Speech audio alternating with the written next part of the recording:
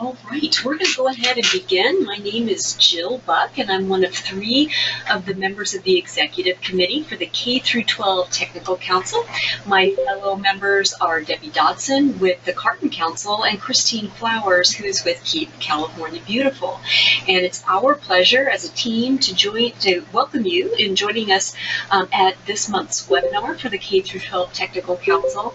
I'm very excited to have Daria Sufi with us. She's representing the San Francisco Unified School District. Their sustainability office has some amazing things going on, not the least of which is their journey toward zero waste. And I'm really excited to have her share her journey with you. Daria is the conservation manager for the San Francisco Unified School District. Her work mainly involves connecting students, educators, and families with sustainability opportunities in the district in order to foster behavioral change in schools.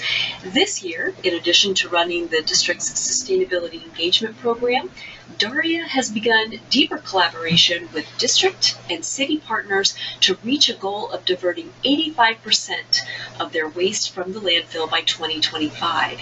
And it is my pleasure to bring Daria to you. Daria, the stage is yours. Thank you, Jill. Just wanted to thank everybody for signing on today. I know this is a later in the afternoon webinar, and I appreciate you all being here. As Jill mentioned, I am the conservation manager for San Francisco Unified, so a majority of my work is comprised of engaging schools in the sustainability work that we do at the district level, and in recent months have started some research for a zero waste plan that our district wants to write in order to reach that goal of 85% diversion by 2025. So I'm here to talk to you today about the district's zero waste initiatives that we've got going on, as well as how the other stakeholders that are involved in that effort, and how we got to where we are today. Next slide, please.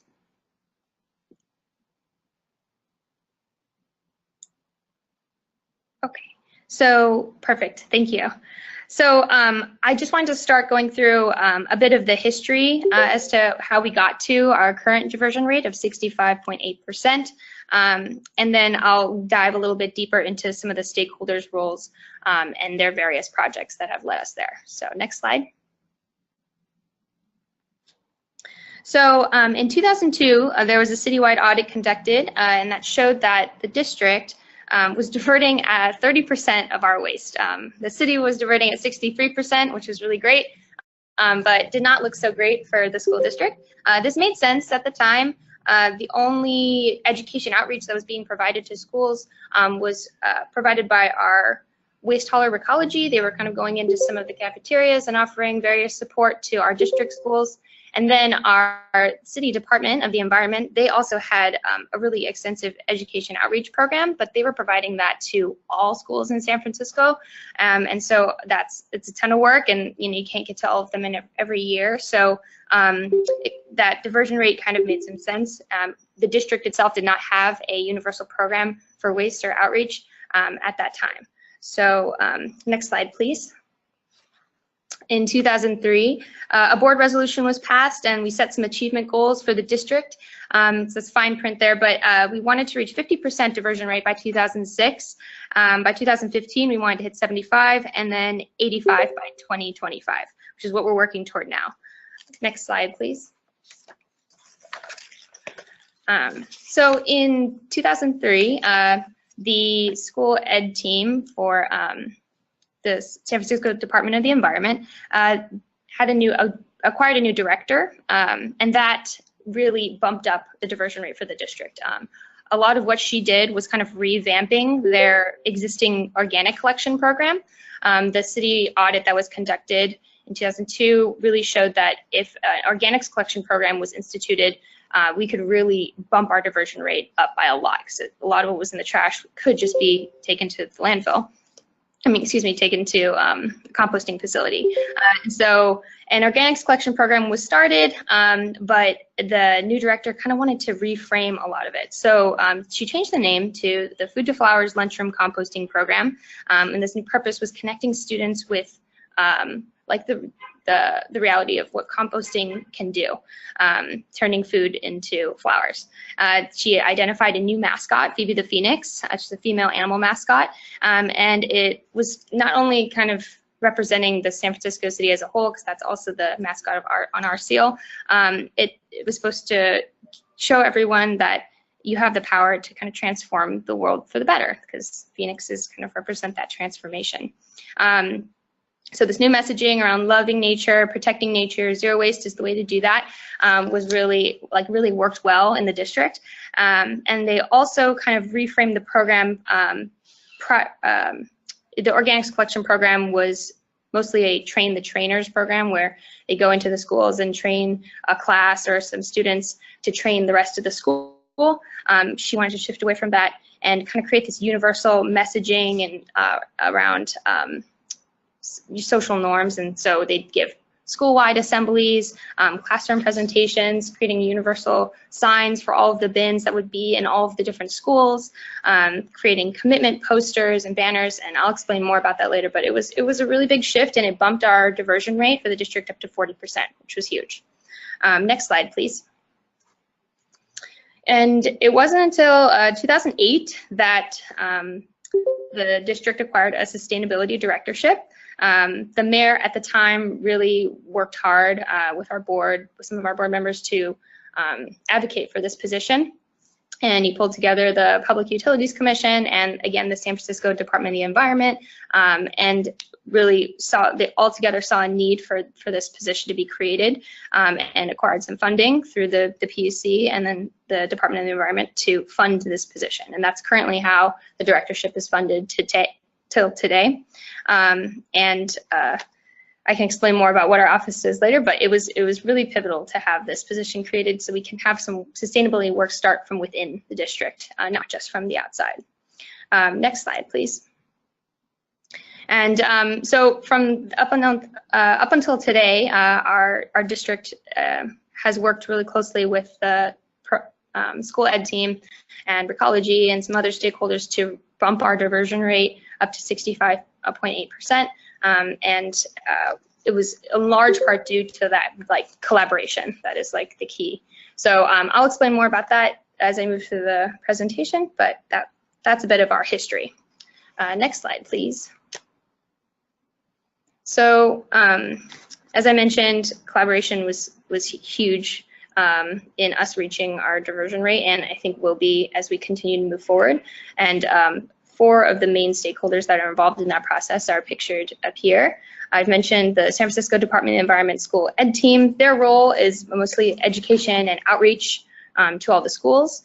Our San Francisco Unified Custodial Department are the awesome team members working boots on the ground, eyes on the ground at our schools. They are also essential.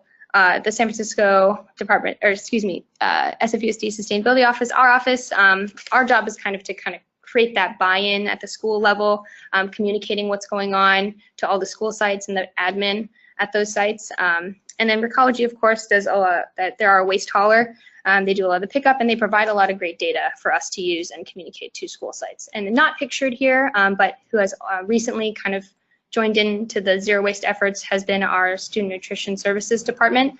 They have a lot of awesome stuff going on that I'll explain later in the presentation.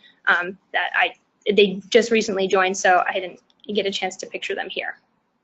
Next slide, please. So I'll start with the school ed team and some of the work that they do. Like I said, their main job is to provide education around composting and recycling to all of our schools.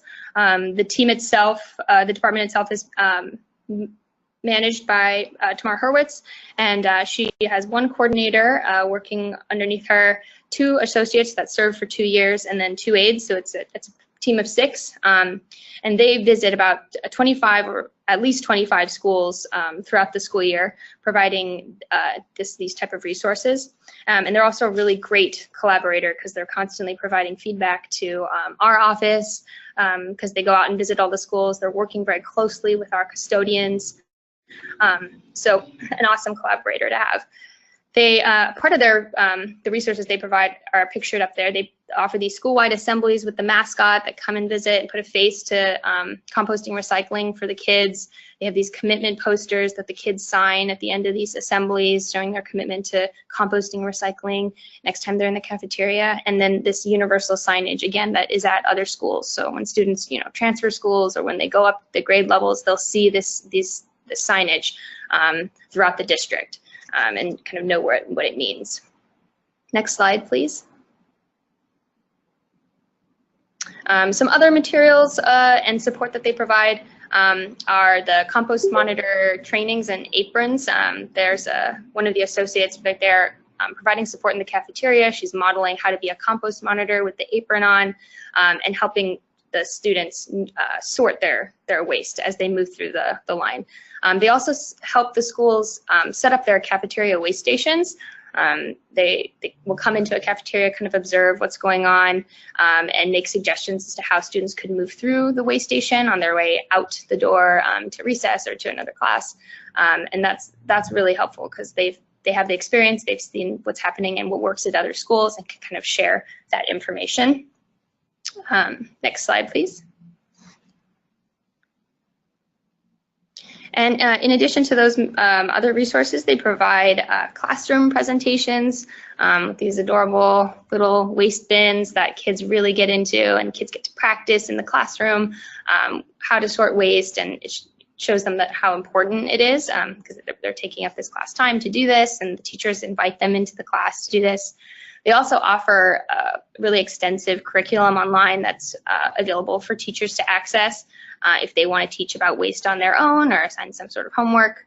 And they offer free field trips to schools to the transfer station so that students can really see like where their waste goes and everything kind of comes full cycle. So lots of really great support from the school ed team at the Department of the Environment. Next slide, please. This is our director, Nick Kessner, and as I mentioned, he came into the office in 2008, and he was tasked with a lot of different responsibilities. He was the director of sustainability. He was responsible for helping reduce waste, conserve water, promote sustainable transportation, reduce energy use at schools, and even some green schoolyard work. So he really was looking for ways to expand his reach.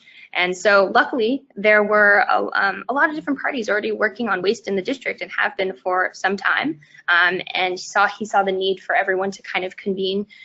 So these waste stakeholder meetings began, where the members of the Department of Environment, Ecology, Nick would attend, and custodial brought everyone together for, I think meetings would occur every quarter for an hour to an hour and a half. And they still happen up until today, and they're really great spaces to share best practices and shorten up lines of communication between each of these stakeholders. And so if the Department of Environment sees something that's going on, they can speak directly with the custodial director, one of the custodial supervisors at these meetings, and kind of clear things up. We also rotate these meetings through each of the stakeholders' offices, and there's always snacks provided. So it makes it easier for us to attend this hour-and-a-half long meeting and share what each group is doing. Next slide, please. So those meetings started, and what Nick was hearing a lot of from the custodial department and SF Environment and the schools was that there wasn't a lot of buy-in from the sites. Principals it's really essential to have principal support. When you're trying to increase your diversion rate, you can teach the kids all you want, but if there's no people there to continue the practices at the school, that information just kind of gets lost. So Ecology started sharing these more detailed diversion reports with us. This is a snapshot of what they would look like. You'd see the school on the left and the diversion rate each month, and you can kind of see if you've shifted or not. It worked all right. Some principals would check the reports, and if they saw their diversion rate kind of plummeting or something was wrong, they'd reach out to Nick and ask what they could do, or start requesting more assemblies or trainings from SF Department of the Environment. They'd ask for more support, but a lot of principals weren't responding, so it was kind of half and half. Next slide, please. So we had some internal goals set for waste from the board resolution. We also had some internal transportation goals, and just last year we passed a carbon reduction resolution for the district. So lots of sustainability goals were being set. Not a lot of it was being communicated to the schools. And so just last year we decided, our office decided to have kind of more of a universal messaging around like what our office is doing, what the district is doing, and as a way to get schools bought in and create some transparency, because we pride ourselves on being a sustainable school district, but it's hard. A lot of people at the sites weren't aware of what we were doing. So we wanted to share this information and share the data, but kind of in a more aesthetically pleasing way. So next slide, please. Once we identified these goals, these sustainability goals across the district that we were working toward, we created a sustainability snapshot, and this was used through the dashboard of Tableau. Our data analysts in our office created it, and so it's free. It's a free dashboard, and it's really great and easy to use if you want to try to learn. But she was able to upload a lot of the data that we had on how much water the schools were using, the waste diversion reports we were getting from Ecology. We had some energy data, and schools can search their title on the drop-down bar and see how they were performing against the district goal. So it showed our district goals, and then schools can have access to that data if they want it on our website. And so we thought that framing, along with what our district was doing, might be enough to kind of incentivize them. Next slide, please. But of course, just providing data sometimes isn't enough.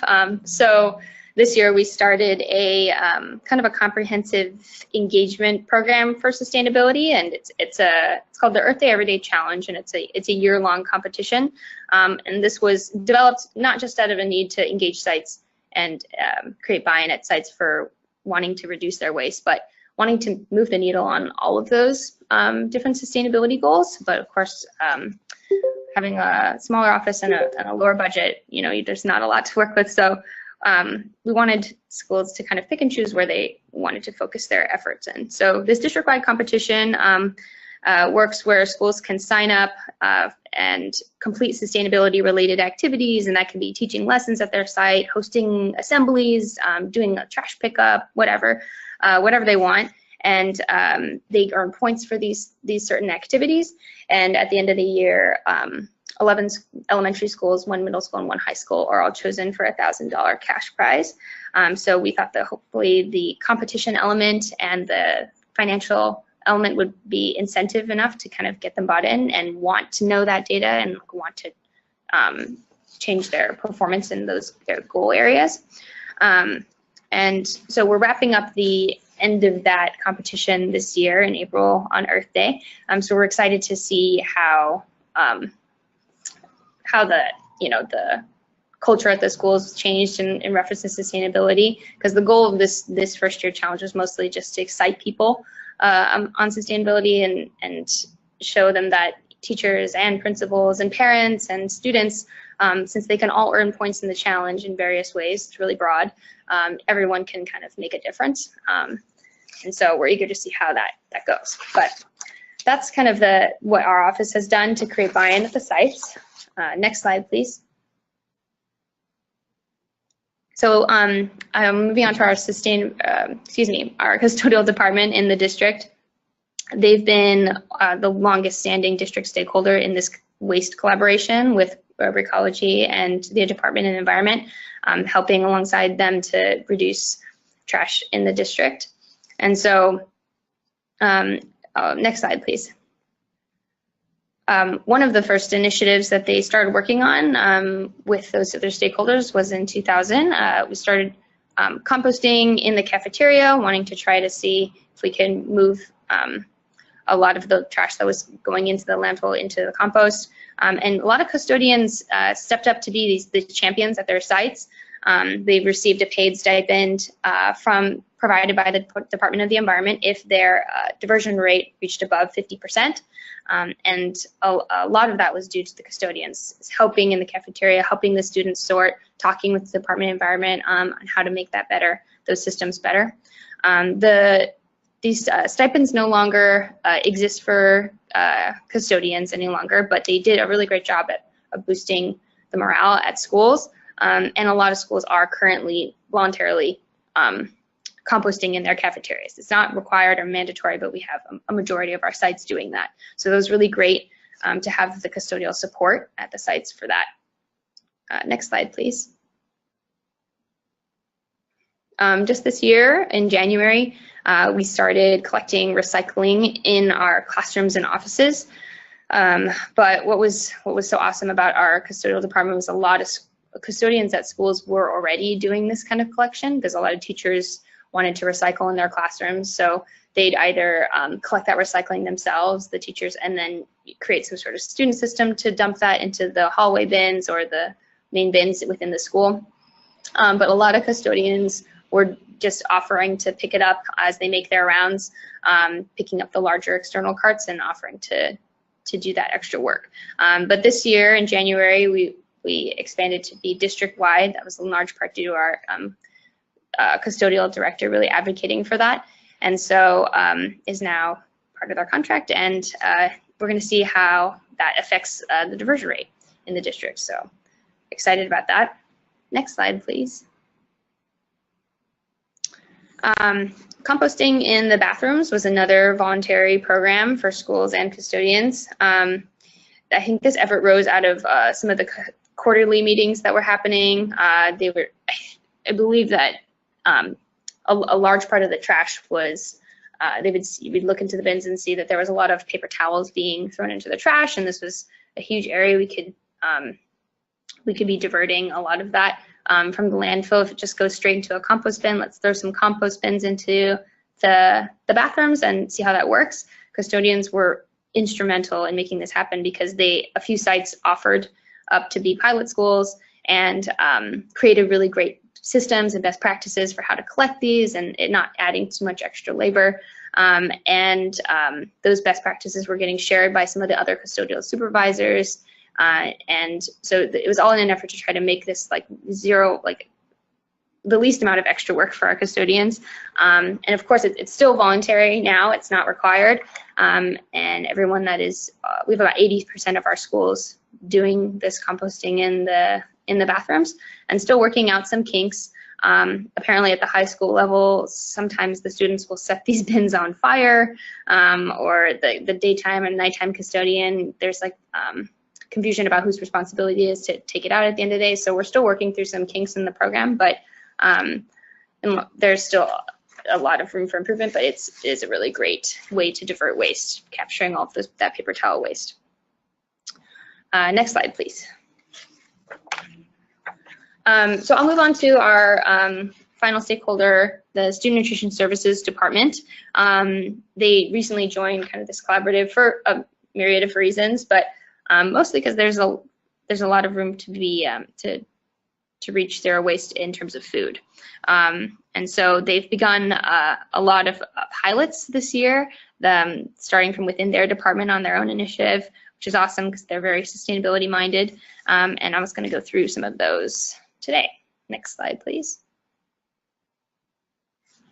So I'll start with food packaging. So our vendor for food is Revolution Foods, and I don't know if you all are familiar, but they've got some packaging heavy foods, and a majority of our school sites have received these packaged meals, the black tray and the plastic top, and some sort of external crunchy packaging. And we have a couple schools that we've worked with Revolution Foods to. It's actually just 2 high schools that were trialing this bulk style line service. And so Revolution Foods will give us kind of a bulk style. I couldn't get an image of it, but bulk style food, and they'd serve it to students to reduce the amount of packaging. I haven't really heard how that's going yet, but they've started it at a couple schools, and so hopefully that can expand. Next slide, please. And then at about 20 of our middle and high schools, we have this other food program called Refresh, where food is brought to some central kitchens and not cooked because it's already cooked, pre-cooked, but it's just repackaged kind of into, it's received in bulk, repackaged into recyclable and compostable containers for the most part. Hot items are in plastic containers or foil. All the cold items are in compostable materials or recyclable materials. And we have had some barriers in trying to find alternatives for some of the hot items that just won't hold up in the oven, and so have had to be some sort of plastic that we end up having to trash. But this is like a relatively successful pilot in that it's a little bit lower packaging that came out of student nutrition services. Next slide, please. Another area of improvement is the utensil packaging. So Revolution Foods provides these utensil packets on the left, the sport packet with the straw and the napkin and the crunchy plastic on the outside. And some schools really like it. The elementary schools really like the straws, but they found that the upper grades, middle and high school, those straws end up on the ground. There's a lot of litter. There's a couple studies done. Some middle schools did some litter collection study, and they found that those straws were the #1 thing that they found on the schoolyards. So there has been some schools reaching out to student nutrition services wanting to pilot some bulk dispensers. And so they've done it at a couple schools, or 2 high schools so far have tried these bulk utensils and the bulk napkin dispensers, which have been pretty great. I think the only thing that we will want to work on if we move it district-wide is to do some sort of messaging around why we're switching over. I think it seems kind of evident, but so that we would avoid the excessive clicking of the dispenser from some students. I don't know why. It's hard to know why that happens. It's a little frustrating, but we've worked with Revolution Foods to offer us 4 more of these bulk dispensers at no cost, no extra cost, that we're going to start piloting at 2 other middle schools and 2 other high schools this year, and with some sort of environmental campaign, hopefully led by the students. So that's currently happening right now. Launched 3 of them a couple weeks ago, and waiting on our 4th site. So that's pretty exciting. Next slide.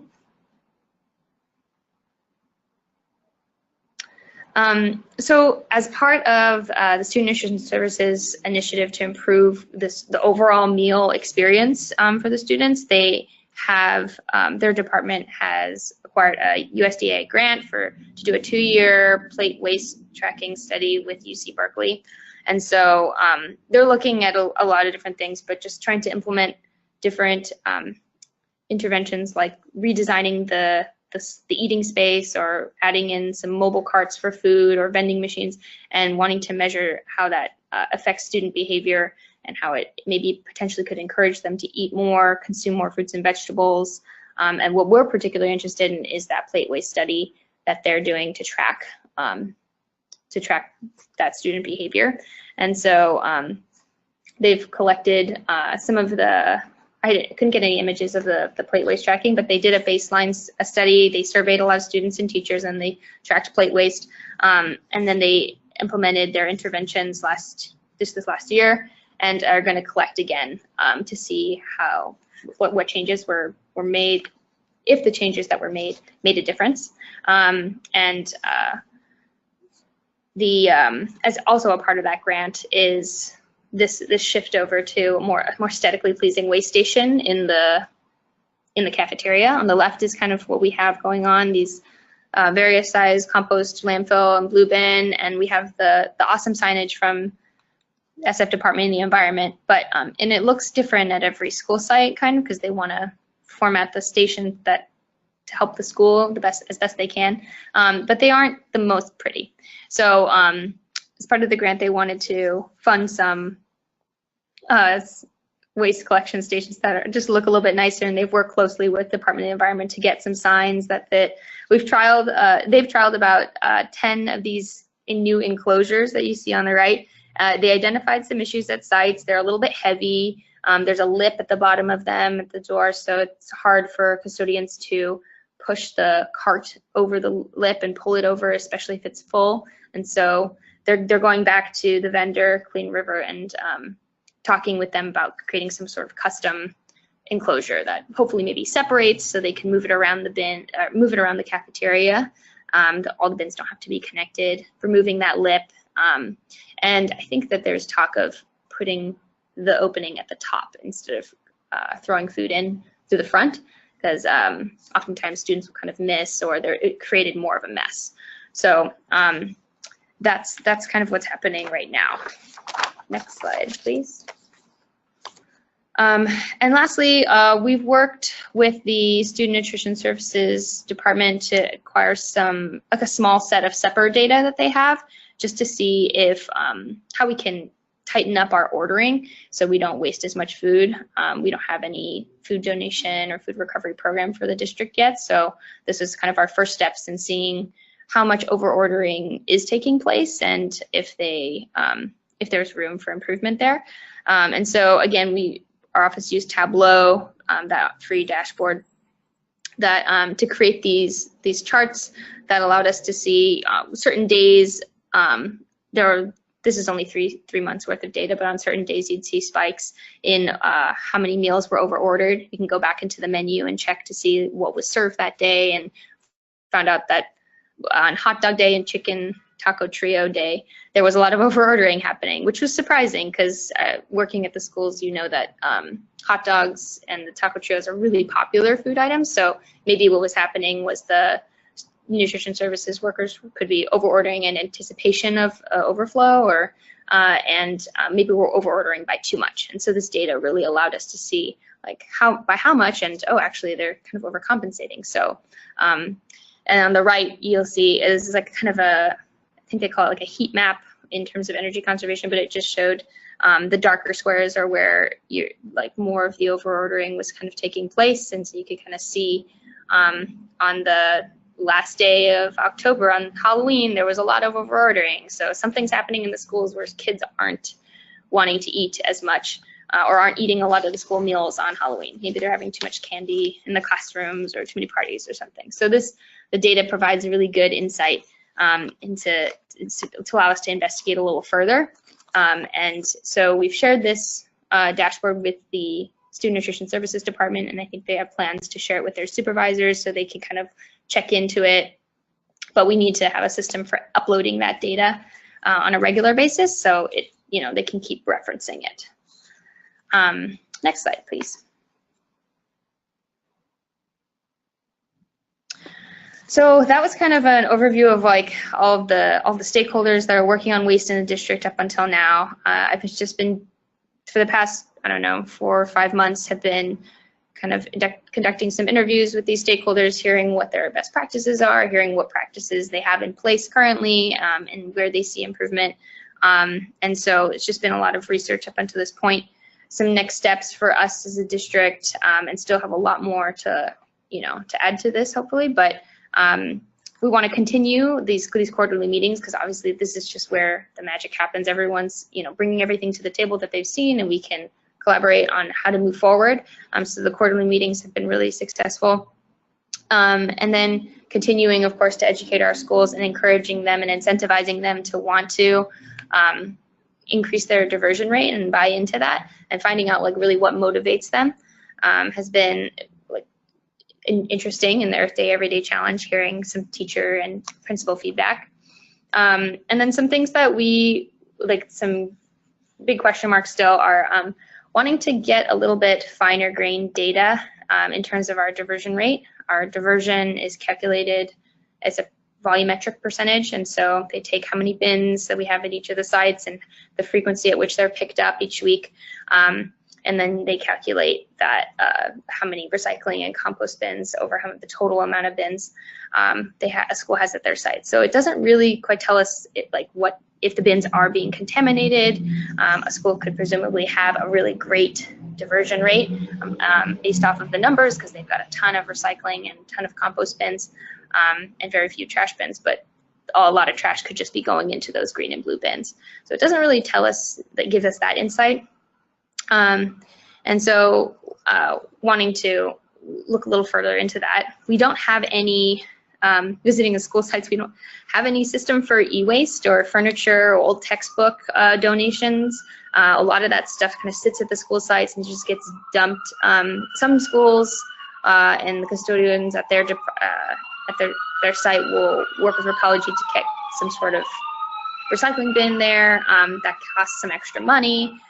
So of course we'd want to try to donate things rather than just send them straight to recycling. So creating a system for e-waste furniture and old textbooks. And then working with our purchasing department in the district to create some sort of guide or regulation around what schools can and can't purchase. So we're not constantly feeding in more and more waste that we need to find outputs for. And then I mentioned we don't have yet a food donation or food recovery program going on yet, but our neighbor, Nancy Deming over at Oakland Unified School District, has created a really extensive guide for food donation and a roadmap for how to navigate that process. And so we're eager to kind of look more into that with our nutrition services department and our custodial department. Next slide.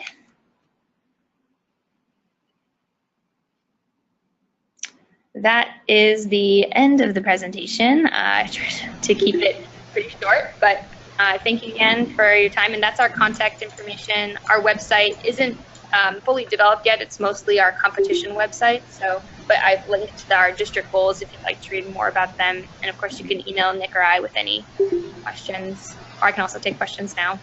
Yeah, we're going to do that, and that was terrific, Daria. What's really great about doing these webinars is that we get to see how different school districts, different cities, different counties have lots of different pieces of the puzzle, and as you mentioned, Nancy Deming, she was our last webinar speaker. We have that recorded and available to everybody who's on the call today. But San Francisco Unified has some great nuggets for all of us to chew on as well. And we do have some questions that I want to get to. Eric Stricker has asked, what efforts have been made to combat food waste? And you did kind of go into that, Daria. Was there anything more that you wanted to say about that?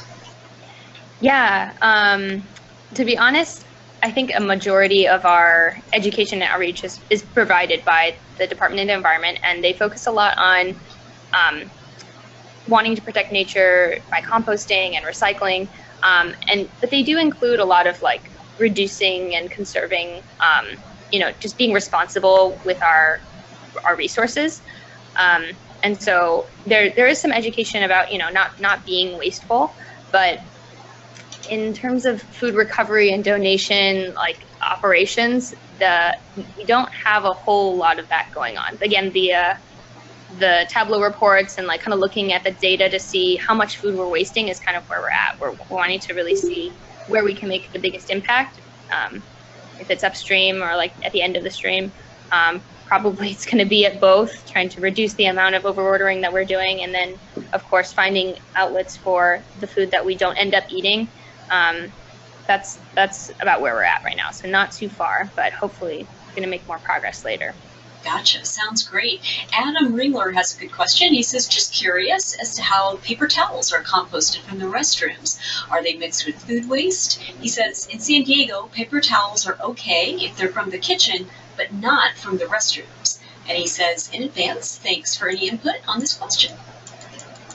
Oh, that's interesting. I didn't even thought about that. Yeah, our compost is just mixed in with our regular, all the other organics that go into the green bin.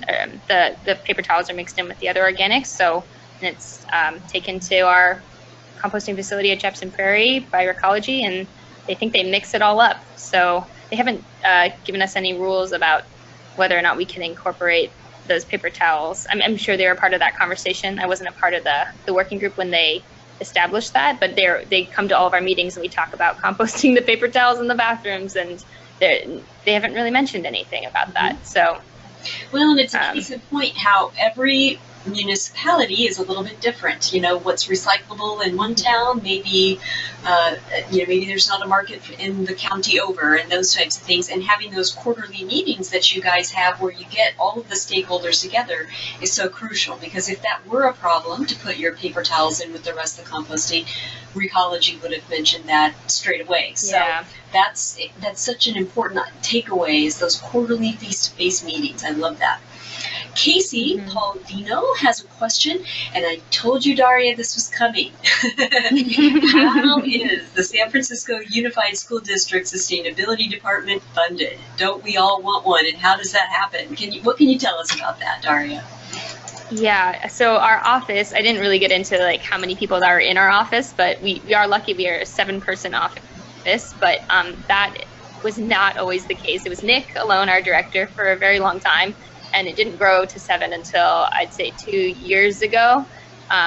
He first found some funding. He really took advantage to fund 3 of our positions with Proposition 39 California energy efficiency funding. So if all of you who are in California and haven't taken advantage of that, they have what they call, like, I think, energy manager or conservation manager funding. And so as you can see, a portion of what I'm doing is zero waste, but a majority of it is to try to engage school sites in all of those areas of sustainability. And you know, energy conservation is one of them, so I can be funded by that position. Our energy manager is funded by that position, and our data analyst, who analyzes a lot of our energy data, she's funded by Prop 39 funding. And so I'd say really take advantage of that if you haven't already. And then our other Nick's position I mentioned was in part funded by our Public Utilities Commission and the City Department of the Environment.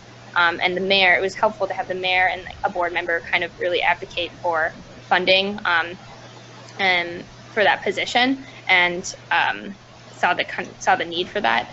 And then we have a couple other positions that work on transportation that I think are funded through, one of them is like I think it's a Climate Corps fellowship. It's like a kind of like an AmeriCorps program, so federal funded money that is put toward working on climate projects. And so a lot of her funding is, her position is funded by that. And I think another one is just, I think, our Municipal Transportation Agency for San Francisco. They provide some funding for our transportation planner. So it's kind of a hodgepodge. So it's a mix of lots of different funding sources that Nick, our director, has like worked really hard to try to identify and make the case for. Mm-hmm. So I'd say just kind of be strategic and rely on your city entities if you have them. Excellent. That's good information. And, you know, for a lot of us who are, you know, steeped in the recycling and waste diversion world, of course there's energy savings to be had. If we take our waste diversion numbers and we use EPA-sponsored environmental benefit calculators, we can get information on how much energy and how many BTUs of energy and how many other types of natural resources are being conserved by that recycling. So there is a connection there to be made. So that's excellent. Vicki Rice has a good question. She says, is Recology reporting contamination so that you can go back to the schools and talk to them about, you know, their contamination if they have some problems? And then she also asks, are you requiring all of your school district to recycle and compost under AB 1826? Well, to answer the first question, Recology is, I think, technically required to report when they see like extensive contamination, because they don't want that either when they're picking up the compost. And recycling is currently, I think we're re-upping our contract with them, but currently recycling has been free for us. So I think technically they wouldn't have much of an incentive. They don't get any money from us for the recycling. So if the recycling is contaminated, I'm not sure. But I mean, this is all speculation. So assumably they are reporting contamination to us, but those lines of communication can be a little bit rocky. It'll be a driver coming through and maybe picking something up, calling back to headquarters of Recology, and then Recology having to relay that information over to custodial. So it's a little bit slower. And so we are have been looking into other ways of trying to shorten those lines of communication. Maybe using some sensors on the dumpsters or the bins to kind of get some imaging or understand what's going on at the sites. And then in terms of mandating recycling and composting, I'm not certain. I don't think that there is any. Well, we have our resolution that's passed that we want to reach these goals, and we need to have programs in place for that. But in terms of what the district is really required to do under AB 1826, I'm not sure. I'll have to get back to you. Okay, yeah, that'd be great. And that you see Daria's email there up on the screen, everybody. So feel free to send her an email and she can get that answer to you. Eric has a great point, and he's exactly right. He mentions in the chat box that EPA Region 10 has a really good guide on food recovery materials. It's a toolkit of sorts, and he gives a hyperlink there. Everybody can check that out in the chat box. That is a fantastic resource. Thank you for that, Eric. Annalisa has got a great question for you, Daria. She said, you mentioned that there were plate waste studies being done. Who is conducting them? Yeah, great question. So it was kind of a little convoluted, but the plate waste studies are being done by our Student Nutrition Services Department. They are working closely with a local university, UC Berkeley, to actually conduct the studies.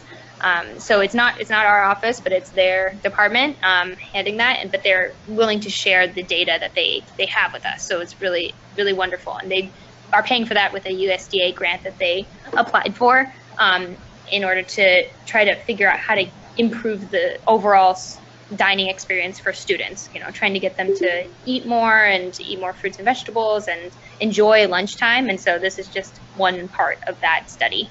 This plate waste tracking. Fantastic. And Amy Hams has a great question. She said, how did you get custodial on board? Was the financial incentive the main driver, or did they see the bigger picture that this is doing on their part? What was that main hook that you had for them, Daria? That's a really good question, and it's hard for me to speak to that because I wasn't really present when those conversations were being started. But I've spoken with both the custodial director and the Department of the Environment director, and manager of the school ed team, and she I think in writing the grants and receiving money from the Altamont School Advisory Board to get kind of like more funding for the green bags for composting and to get the stipends for the custodial department. They were really making the case that an incentive needed to be put in place for schools that really went the extra mile. And so I think the financial incentive really helped. And then just hearing word of mouth from the school ed team that visit the sites, and they talk to the custodians who have been there for years, and the custodians are, saying like, where did that, $500 stipend go? Like, where did that, why am I not getting that anymore? So I think they remember it, and it was a driver, but unfortunately they couldn't continue to apply for that grant funding, and so that it no longer exists. But I'd say if you want to try to kickstart a program, it seems like that was a huge reason as to why they got on board. And then in talking to our custodial director, he is it helps that he's really bought into the idea of zero waste on his own. I don't really know where that comes from, if he's just kind of like an environmentally friendly person or just like wanting to be a collaborator. We all are really amiable in the meetings, and everyone really does get along. There's some good relationships there. So I'd say maybe just trying to have more personal conversations about environmentalism in general. It's hard to say because I wasn't really there, but good question. And Kyle Rodriguez has a good question. He agrees with Amy. Her question was a good one, but he asks additionally, did any custodial services folks not comply with the request to start composting? Well, composting in the cafeteria is not being done at 100% of our schools in the district, and that's for a lot of different reasons. I wouldn't say it's just the custodians that are willing to do it, because there can be composting in the cafeteria happening at a school, and the custodian might not have anything to really do with that actual system being put in place. But they are required to roll the bin out to the curb if we've paid for composting and recycling at the school. So there are schools that aren't technically composting in the cafeteria, but it could be because the principal doesn't, support it, or it doesn't have the capacity to, or it's just not a priority for those teachers. They're kind of dealing with behavior management in the cafeteria and don't have time to think of how they're going to compost. It's a lot of reasons, and so the schools might need different levels or different forms of support in order to start the program, and we're still kind of trying to build capacity to provide that support. So, but it's a good question. It's the question we're asking ourselves still today. Absolutely.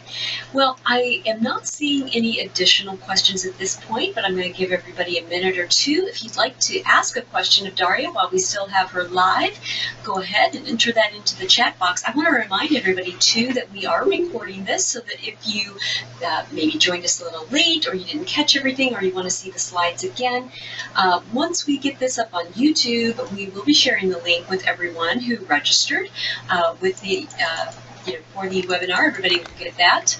And so I want to make sure that everybody knows that. I did see one more question come in, and this is from Vicki Rice.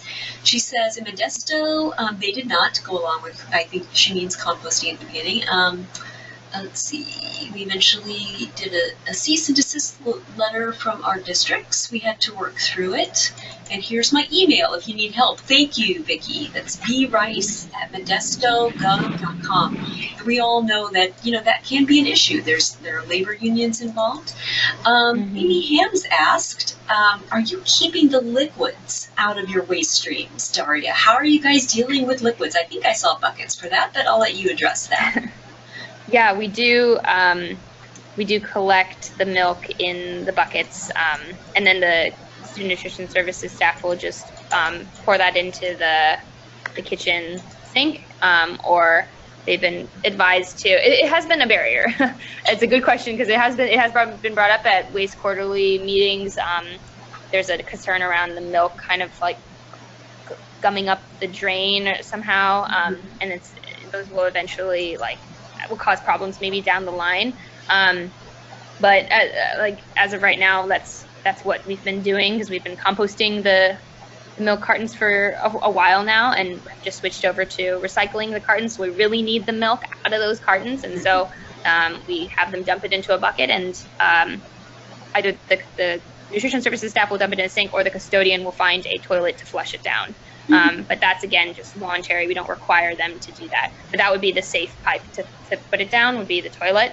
But of course that, hauling the bucket and moving that, it can be, labor intensive. And so still kind of working through those barriers.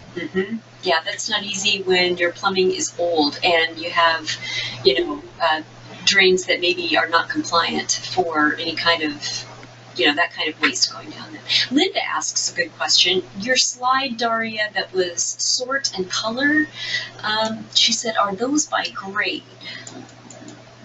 Sort and color. Oh, the curriculum, I think. Yeah.